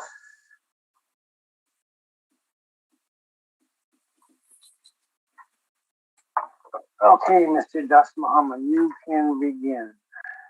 Okay, Board of Revision file number 22-1165, roll number 0709245850. Address is 1832 King Edward Street. Roll year is 2023. Reference date is April 1st, 2021. Assessed value is $6,725,000. Parcel use is industrial warehouse. Number of buildings is 3. Number of premises is 9.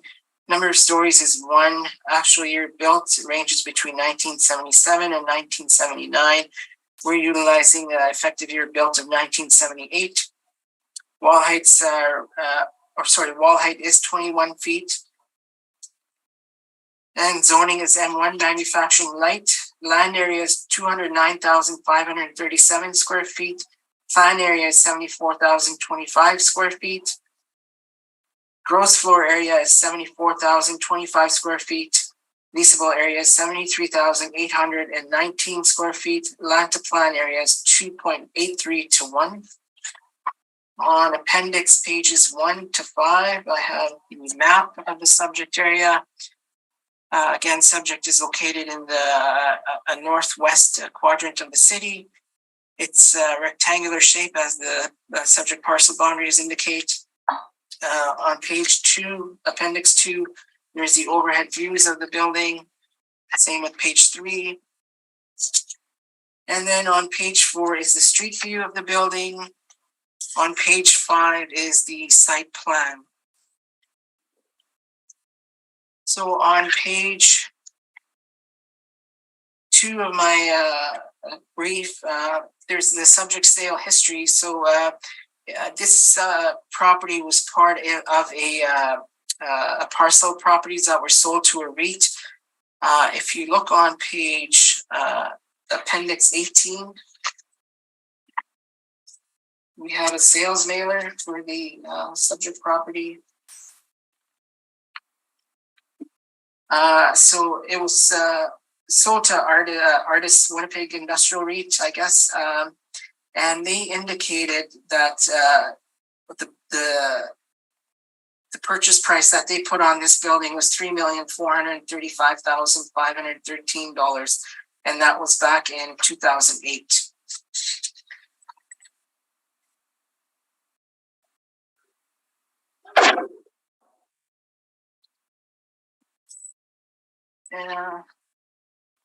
And then I get back to page 2 of my brief. There's the subject property leases. The leases range from $6.25 per square foot to $7.25 per square foot. And I will just, if you turn to page appendix 12, they have a a listing from March 2020 where they indicate that new leases will be starting at $7.95 per square foot. Page 14 has a breakdown of the additional rent, including the 5% management fee.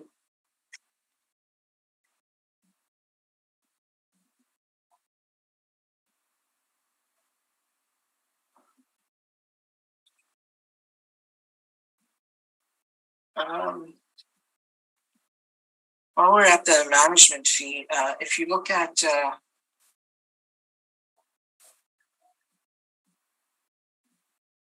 appendix page 8, or sorry,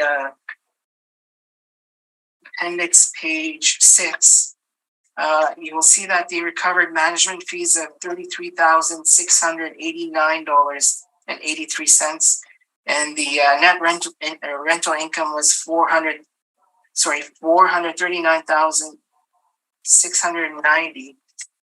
So if you divide the management fee by the rental income, so actual management fee collected was 7.66%. On page 3, we have the comparables. All comparables are industrial properties located in the same market region as the subject property. All leases are current in relation to the reference date. Year built ranges from 1973 to 1990. Average wall heights range from 18 feet to 22 feet.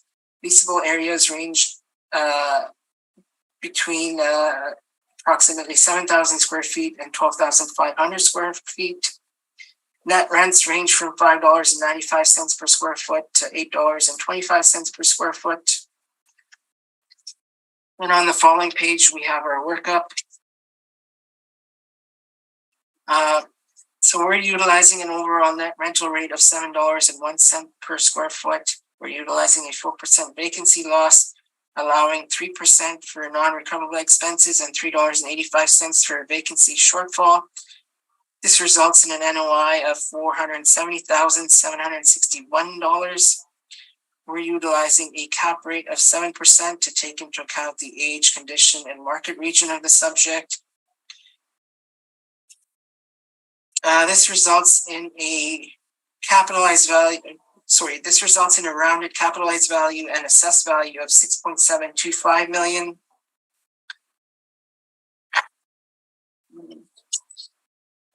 Excuse me.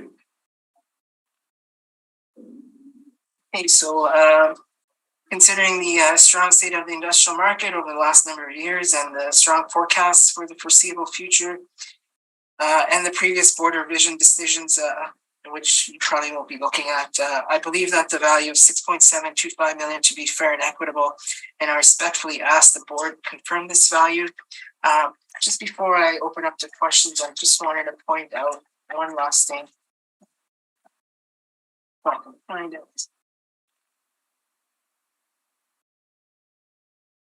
Appendix page 20. Since the last appeal, there was a permit taken out for landlord work for $150,000. So I just wanted to make the panel aware of that. And so I'll open up to questions now. Okay, Mr. Oliver, questions? Yes, just looking at the listing you had provided here. It was as of March 2020, correct? Yes. But if we look at the leases signed after that date, they were getting less than the $7.95 a square foot that was stated on the listing. Sorry, which one are you? Okay, so if we look at, I guess the easiest thing to do would just be to look at my brief just for a quick reference here. For units 20 and 22. What page of your brief?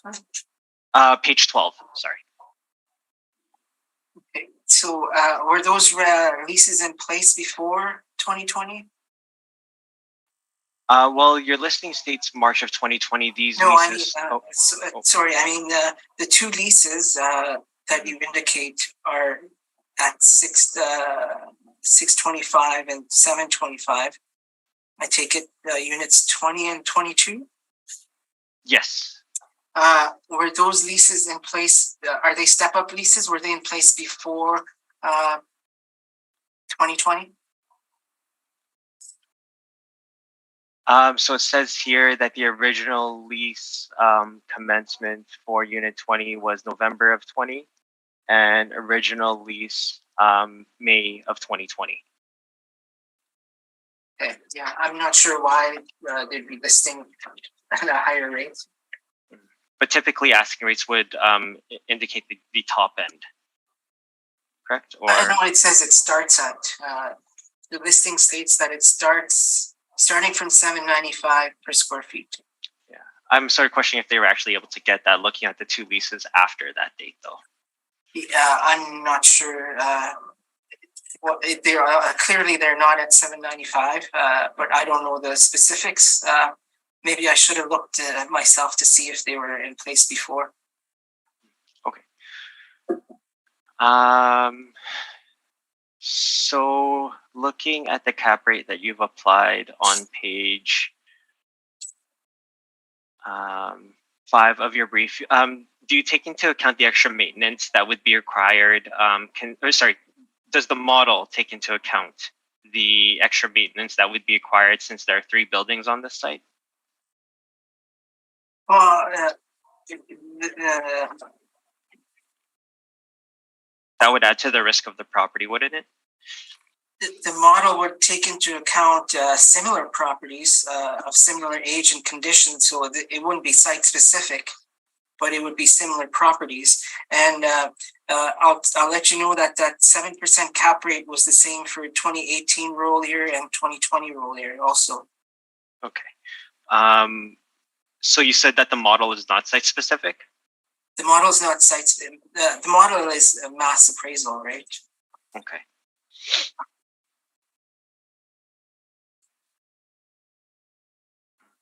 Okay, those are all my questions. Thank you. Okay, Ian, any questions? No, thank you. Diane, any questions? Not at this time, thank you. Okay, and I have no questions, so then you can proceed, Mr. Oliveris, with your presentation. Okay, thank you, Mr. Chair. The subject property is 1832A King Edward Street for the 2023 Realty Assessment. The roll number is 07-0924 58500. File number 22-1165. I inspected this property, states here on page 4 of my brief, on October 13th of 2021. We inspected the first building along King Edward there, and the still vacant unit number 2. To be clear on that point, so we're asking the board to reduce the assessment from $6,725,000 to $5,852,000. I provided photos of the subject on pages 6. There's an aerial map there as well, an exterior photo. On page 7, that's just a shot of the rear of the property, and I've provided further photos of the vacant unit on pages 19 to 22 of my brief.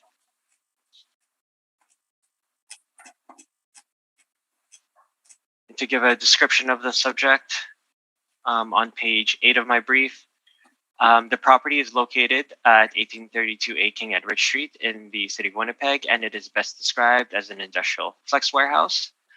The property is located in the Omens Creek Industrial Park between Logan Avenue to the north and Bannister Road to the south.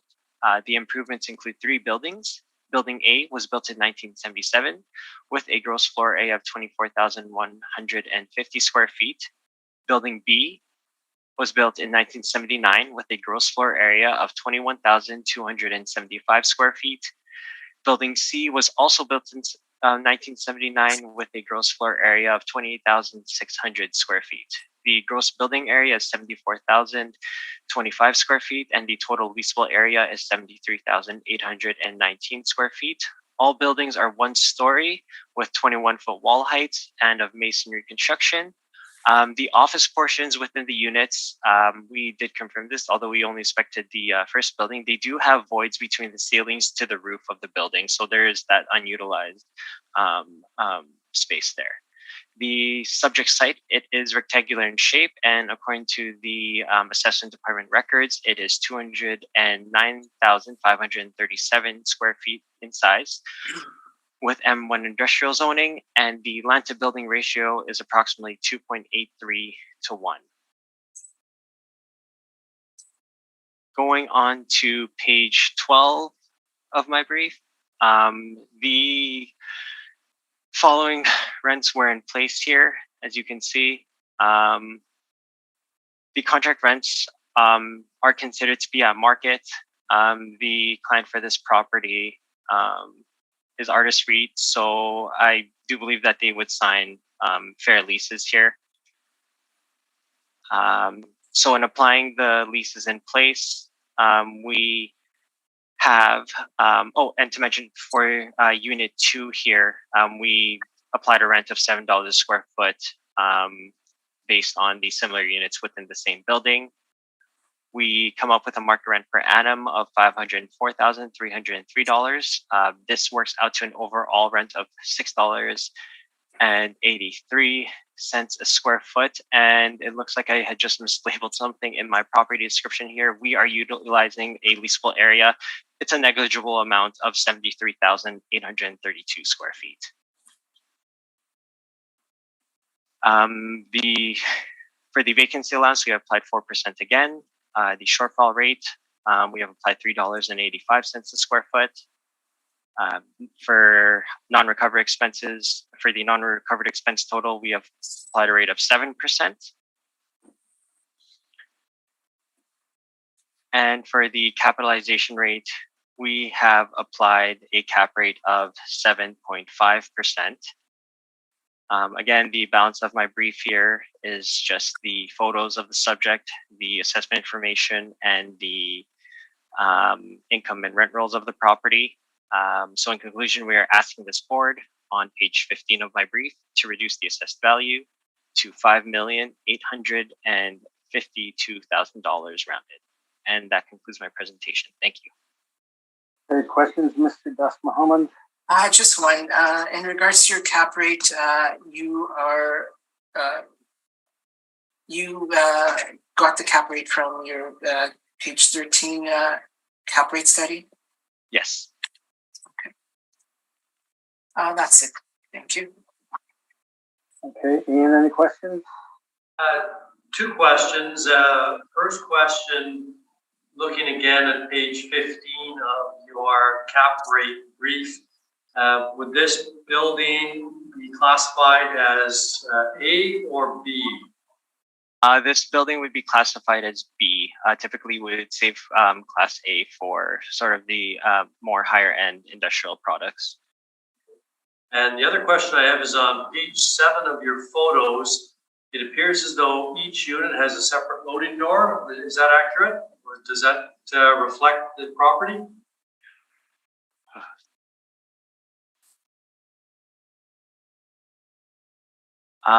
You know what? I am actually not sure if each unit has its own loading door, but it appears that way based on the photo. That each unit does appear to have its own loading door. Thank you. Okay, Diane, any questions? My question was asked in regards to the Class B, so I'm good. All right, and I have no questions. So that's the last property on this item on the schedule. So we have heard all the items scheduled, and this hearing is now adjourned. Thank you very much for your presentations. Thank you very much. Thank you. Okay, and the board will just take a brief break, and then we'll reconvene for our decision making. Thank you.